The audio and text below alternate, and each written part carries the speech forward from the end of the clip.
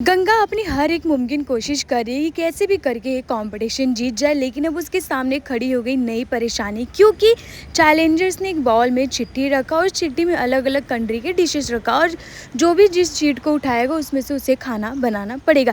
ऐसे में जब गंगा उठाती तो गंगा के हाथों में इडली निकलता। अब इडली सुनते ही गंगा हैरान हो जाती है। तभी एक कैंडिडेट से ये कह देती कि उसने तो इस देश के बारे में कभी सुना ही नहीं था, तो आखिर उस देश का वो खाना कैसे बनाएगी। अब बेचारी गंगा परेशान हो जाती, लोग उसका मजाक उड़ाने लगते, ये कह देते हैं कि अब इसे पता चलेगा कि एक ढाबे में खाना बनाना और एक कुकिंग कंपटीशन में खाना बनाना कितना डिफ़िकल्ट और कितना अलग होता है। अब इसे अच्छे से पता चलेगा।